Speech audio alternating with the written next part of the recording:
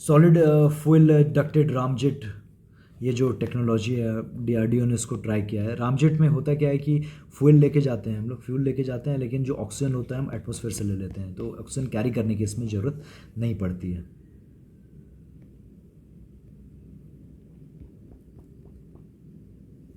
Chief of defence staff है तो उसके बारे में देख लीजिए, 2019 में अपॉइंटमेंट हुआ था। Is the head of the army navy air force, 4 star post है। ठीक है। कारगिल रिव्यू कमेटी, नरेश चंद कमेटी, सेकतकर कमेटी ने इनको बनाने के लिए बोला था। और उसके बाद heads the department of military affairs and also act as its secretary और permanent chairman of the existing chief of staff committee होते हैं वो। ठीक है। Member of the defence acquisition council भी होते हैं। ठीक है। Principal military adviser to the defence minister होते हैं, not to the prime minister. GSAT 7 satellite देखिए, जो जीसेट 7 सेटेलाइट है किसके लिए, नेवी के लिए। 7A किसके लिए, एयरफोर्स के लिए। 7B आर्मी के लिए होगा लेकिन अभी तक लॉन्च नहीं किए हैं, तो अभी भी आर्मी 7A से ही काम चला रहा है। 30% 70% जो स्पेक्ट्रम है वो यूज़ कर रहा है इंडियन एयरफोर्स, 30% यूज़ कर रहा है आर्मी। ब्रह्मोस ऑफ फिलीपींस खरीदेगा। ब्रह्मोस का पहले इंडिया और रसिया के बीच में था, तो पहले रेंज 290 किलोमीटर था क्योंकि इंडिया MTCR का मेंबर नहीं बना था। अब 450-600 किलोमीटर का रेंज का भी ब्रह्मोस बनेगा। बैलिस्टिक मिसाइल हो गया। क्रूज़ मिसाइल क्या होता है, काफ़ी ग्राउंड के नज़दीक जाता है। ठीक है। ये जो हमारा अग्नि है, सरफेस टू सरफेस मिसाइल है। फिर उसके बाद आपका पृथ्वी भी सरफेस टू सरफेस है। त्रिशूल सरफेस टू एयर है। आकाश सरफेस टू एयर है। और एंटी टैंक मिसाइल आपका नाग है। ये सब जो आपका है ना बैलिस्टिक मिसाइल है। आपका ब्रह्मोस जो है वो आपका क्रूज़ मिसाइल है। इस तरह का जो जाता है जिसको हम लोग बोलते हैं बूस्ट ग्लाइड मिसाइल। ठीक है। और ये वाला जो न्यूज़ आइटम है ना वो आप देख लीजिएगा। हेलिना आपका नाग है जो हेलीकॉप्टर से लॉन्च किया जाएगा। अस्त्र आपका एयर टू एयर मिसाइल होता है। ठीक है। जो इंपॉर्टेंट है बस बोल देता हूँ, बाद बाकी आप केवल जो अंडरलाइंड एस्पेक्ट है उसी से देख लीजिएगा तो आपका काम हो जाएगा। S-400 इंपॉर्टेंट है। अब अग्नि 1 का जो रेंज है लगभग 1000 किलोमीटर, अग्नि 2 का 2000, अग्नि 3 का 3000, अग्नि 4 का 4000, अग्नि 5 का 5000 के आसपास है। लगभग आप ऐसे याद कर सकते हैं। सरफेस टू सरफेस मिसाइल है।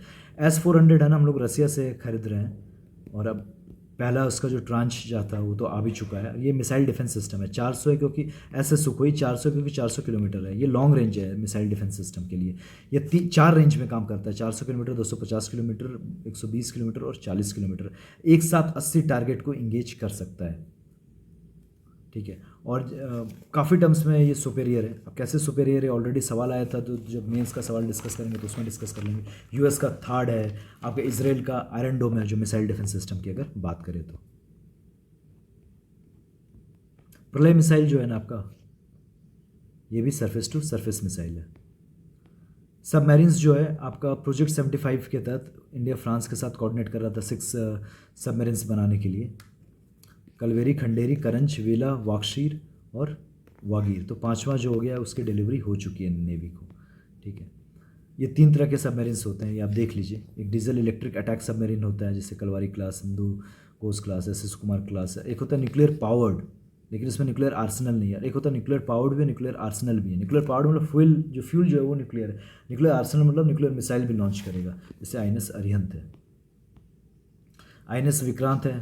ठीक है। अभी जो इंडिया इससे पहले जो लिया था विक्रांत और विराट लिया था कहाँ से, ब्रिटिशर्स से, और रसिया से लिया था विक्रमादित्य। अभी विक्रमादित्य अभी चल रहा है, अभी विक्रांत वापस से बन चुका है। ये 2 हो गया अभी इंडिया के पास एयरक्राफ्ट कैरियर। 76% इंडिजिनस कंटेनेंट है INS विक्रांत में।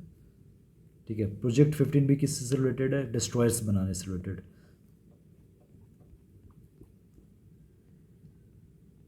और 17A है फ्रिगेट्स बनाने से रिलेटेड। ठीक है।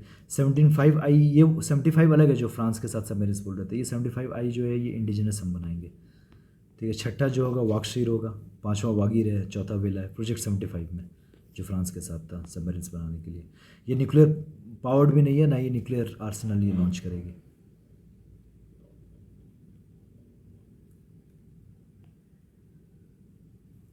ठीक है। चिनूक हेलीकॉप्टर्स, हाँ। बाद बाकी जो लाइट कॉम्बैट एयरक्राफ्ट है जो इंडिजिनसली हमने बनाया उसका नाम प्रचंड है। ठीक है।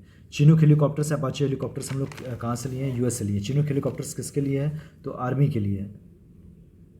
ठीक है। और एयरफोर्स जो यूज़ कर रही है वो एक रोमियो वर्जन है। रोमियो हेलीकॉप्टर्स भी इंडिया US से लिया है। तेजस का जो Mark 2 वर्जन आ गया है 4.5 जनरेशन उसको बोल रहे हैं। 70% इंडिजिनस कंटेंट है। ठीक है, डर्टी बॉम्ब्स ऐसा बोला जा रहा है कि यूक्रेन प्लान कर रहा है यूज़ करने के लिए।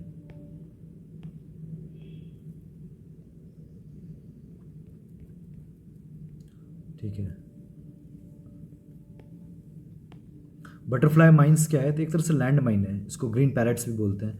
इसको in fact Russia is accuse of using it.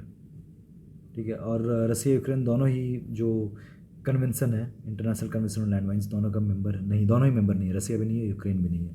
तो ये लैंड माइन ऐसा बोला जा रहा था कि रसिया यूक्रेन के साइड फेंका है। इसको बटरफ्लाई माइंस भी बोलते हैं या फिर ग्रीन पैरेट्स भी बोलते हैं। बच्चे इसको खिलौना भी समझ सकते हैं, तो इसलिए। न्यूक्लियर फ्यूज़न की बात करें तो न्यूक्लियर फ्यूज़न और न्यूक्लियर फ्यूज़न में क्या क्या डिफरेंस है वो आपको पता होना चाहिए। फ्यूज़न में क्या होता है कि दो एटम्स कंबाइन होते हैं, जैसे हाइड्रोजन हाइड्रोजन कंबाइन होकर हीलियम बना। और फ्यूज़न में क्या होता है, टूटता है, जैसे यूरेनियम टूटता है आपका, वो आपका मोलिब्डेनम और जेनोन जो लोअर एटम्स है उसमें टूट गया। ये उतना कॉमन नहीं होता नेचर में, ये न्यूक्लियर रिएक्टर्स में आपको दिखेगा। ये आपका कॉमन होता है स्टार्स में। इसमें आपको थोड़ा कम टेम्परेचर रिक्वायर्ड होता है, फ्यूज़न में काफ़ी ज़्यादा टेम्परेचर रिक्वायर्ड होता है, 10⁸ केल्विन्स के आसपास। और यहाँ पे थोड़ी कम एनर्जी होती है, इसमें काफ़ी ज़्यादा एनर्जी होती है। ज़्यादा एनर्जी फ्यूज़न में प्रोड्यूस होती है। फ्यूज़न में फिर आपका कोई CO2 इमिशन भी नहीं होता है, काफ़ी ये ग्रीन एनर्जी हो गई एक तरह से। और न्यूक्लियर वेस्ट भी ज़्यादा प्रोड्यूस होता है न्यूक्लियर फ्यूज़न में, ना कि फ्यूज़न में। ठीक, तो अभी क्या हुआ कि एक्चुअली 10⁸ केल्विन क्रिएट करना पड़ता है। तो अभी कैलिफोर्निया में लॉरेंस लिवरमोर नेशनल लेबोरेटरी में क्या हुआ, लेज़र की मदद से 10⁸ केल्विन तक जनरेट किया गया और वहाँ पे हम लोग न्यूक्लियर फ्यूज़न अचीव किए हैं, लेकिन ज़्यादा लंबे टाइम तक पॉसिबल नहीं हो पाया था। ठीक है, और न्यूक्लियर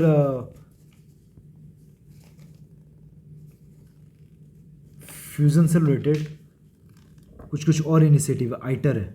आइटर कहाँ पे है, यहाँ पे वर्ल्ड का लार्जेस्ट टोकामक है, साउदर्न फ्रांस में है। इसमें इंडिया भी मेंबर है। इंडिया क्रायोलाइंस एक्चुअली यहाँ पे सप्लाई कर रहा है। एक इंस्टीट्यूट ऑफ प्लाज्मा रिसर्च है जहाँ पे SST2 टोकामक है। एक चाइना भी आर्टिफिशियल सन के थ्रू न्यूक्लियर फ्यूज़न वगैरह प्रोड्यूस कर रहा है। एक यूरोपियन कंट्रीज़ वगैरह जॉइंट यूरोपियन टॉरस के थ्रू प्रोड्यूस कर रहा है। करते क्या है बेसिकली कि 10⁸ केल्विन टेम्परेचर कहाँ पे पॉसिबल हो पाएगा, प्लाज्मा स्टेट में। तो हम हीट वगैरह करते हैं।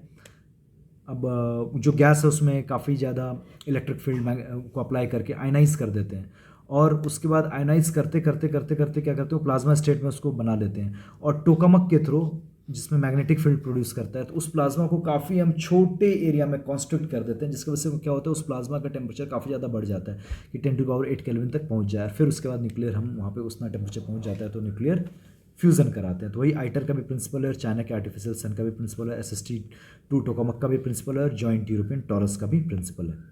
टोकामक वही होता है, ऐसा गोल सा सब्सटेंस होता है जिस मैग्नेटिक फील्ड प्रोड्यूस करता है। उस मैग्नेटिक फील्ड से वो प्लाज्मा को छोटे एरिया में रेस्ट्रिक्ट कर देता है, जिसकी वजह से क्या होता है कि वहाँ पे काफ़ी हाई टेम्परेचर प्रोड्यूस हो जाता है।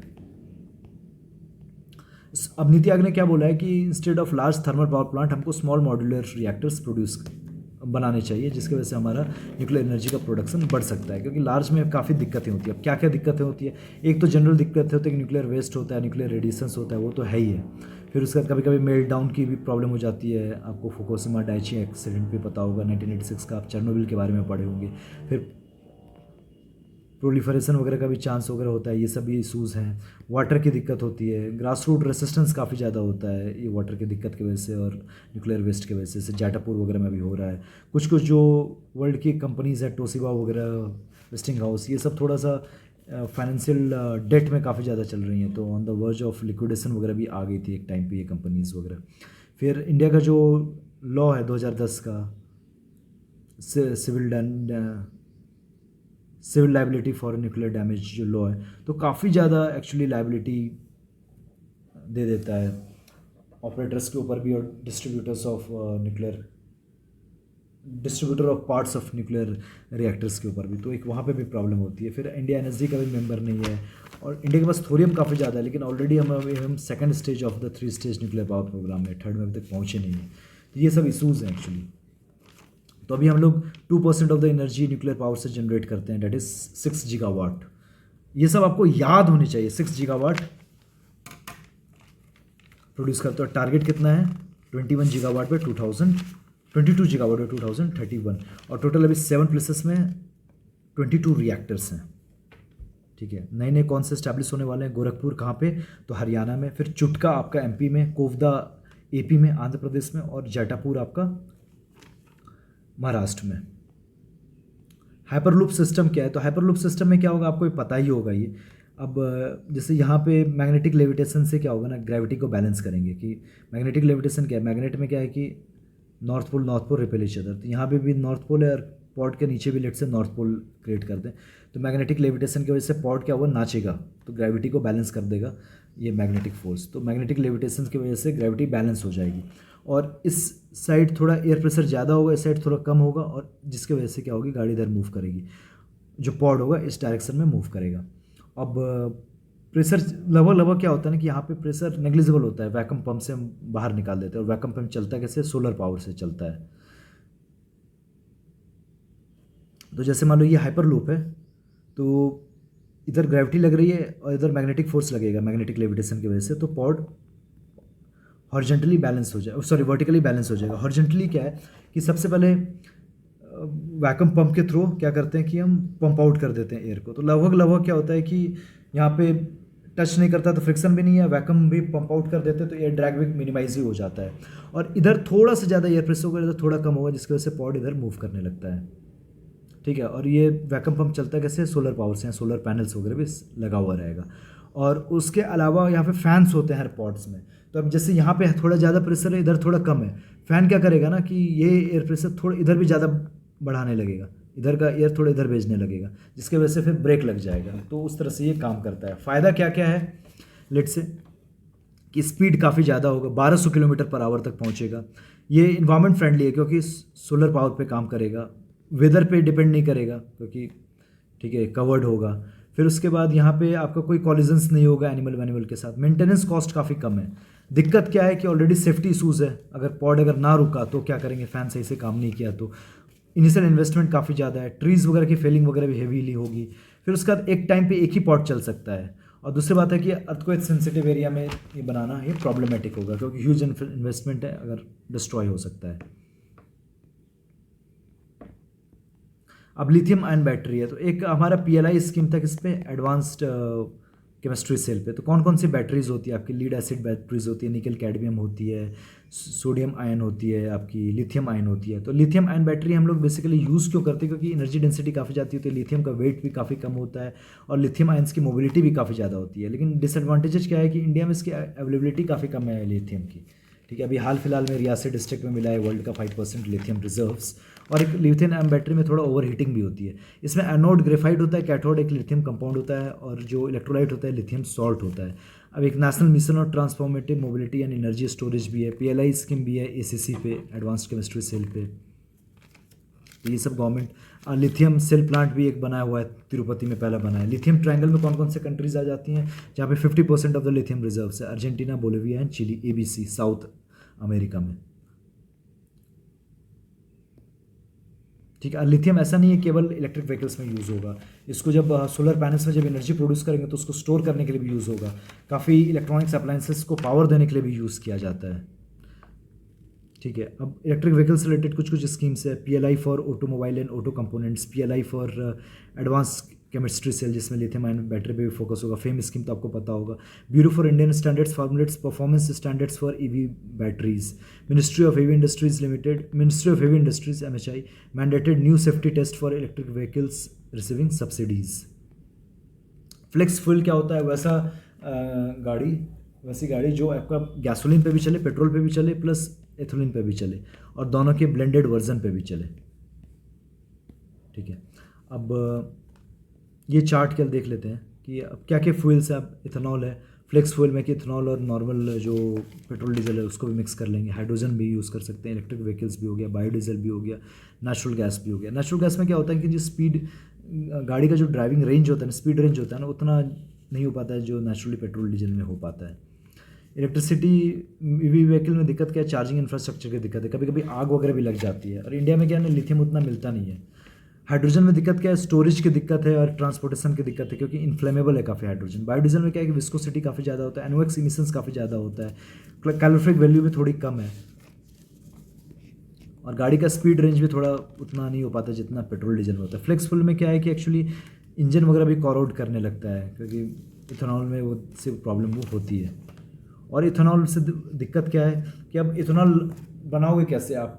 शुगर केन से ही आ रहा होगा, इनफैक्ट उसी के प्रोसेसिंग से आएगा। तो अब वो शुगर केन काफ़ी वाटर भी यूज़ करता है, तो एक्चुअली वाटर स्कार्सिटी की प्रॉब्लम भी बढ़ेगी। और उसके अलावा थोड़ा माइलेज कम होता है इथेनॉल की गाड़ियों में। लेकिन फ़ायदा क्या क्या है आपके? उस गन्ना किसान को काफ़ी ज़्यादा फ़ायदा होगा।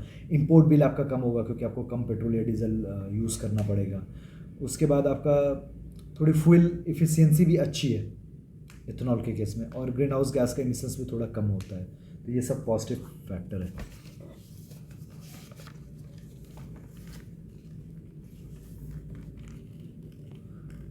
फ्यूल सेल क्या, हाइड्रोजन जो होता है ना, एक इंटरनल कंबसन इंजन में भी यूज़ हो सकता है कि H2+O2 रिएक्ट करके H2O दे दिया।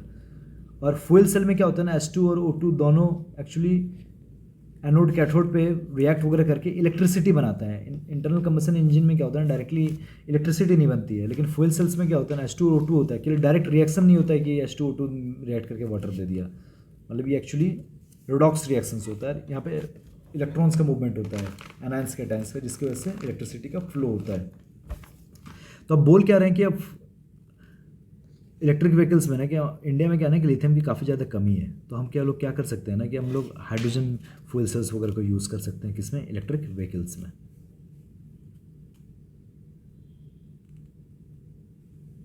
ठीक है, अभी न्यूज़ में क्या होता है, बस ये आइटम आपके लिए थोड़ा सा रीड कर लीजिएगा कैसे वर्क करता है। ठीक है, उसके बाद हमने पॉल्यूशन वगैरह को कम करने के लिए क्या किया, तो भारत स्टेज 6 की तरफ शिफ्ट किए, इथेनॉल ब्लेंडिंग वगैरह भी लाए, और ईवी व्हीकल्स को प्रमोट करने के लिए कुछ कुछ PLI स्कीम आया। तो ईवी व्हीकल्स आया, BS नॉर्म्स आ गया, इथेनॉल ब्लेंडिंग वगैरह भी आ गया।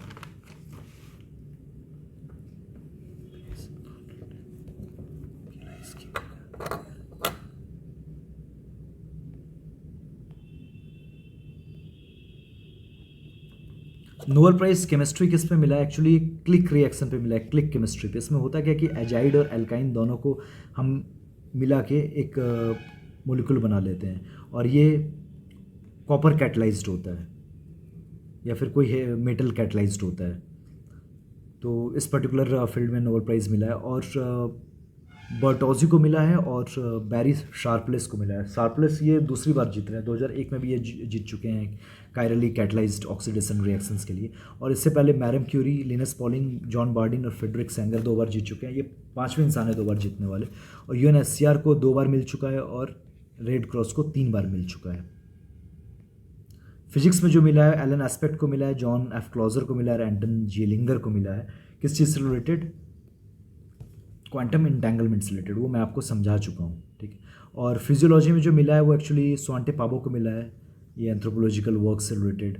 ये नियंडरथल्स और डेनाइसोवंस पे स्टडी किए थे। डेनाइसोवंस, नियंडरथल्स यूरोप में मिले हैं, डेनाइसोवंस आपको किस एरिया में मिलते हैं? साइबेरिया में।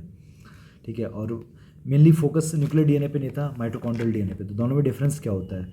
ये लीनियर होता है, ये सर्कुलर होता है। सर्कुलर होता है माइटोकॉन्ड्रियल DNA। डिग्रेड कौन इजीली कर जाता है? न्यूक्लियर। माइटोकॉन्ड्रियल DNA उतनी इजीली डिग्रेड नहीं करता है। ठीक है, माइटोकॉन्ड्रियल DNA आप मदर से लेते हैं, और ये 0.25% ही होता है तो टोटल जेनेटिक मेकअप। 99.75% आपका न्यूक्लियर DNA ही होता है। ठीक है, उसके अलावा मिसलेनियस क्या क्या है? CERN अब क्या करेगा ना, तो CERN जो एक्चुअली आपका बना था वो 1954 में ही बन गया था। ठीक है, उसके बाद CERN के तहत क्या है कि एक लार्ज हैड्रोन कोलाइडर है, वर्ल्ड का सबसे बड़ा पार्टिकल एक्सेलरेटर है, 27 किलोमीटर लंबा है। ठीक है, और यहाँ पार्टिकल एक्सेलरेट करते हैं, और यहाँ पे इसी एक्सेलरेटर के तहत 4 डिटेक्टर लगाए गए हैं, एटलस, CMS, एलाइस और LHCb। ठीक है, और ये LHC जो बनाया गया था 2008 में बनाया गया था, 2012 में आपको हिग्स बोसोन जो गॉड पार्टिकल है उसको डिटेक्ट कर लिया गया था। ठीक है, उसके अलावा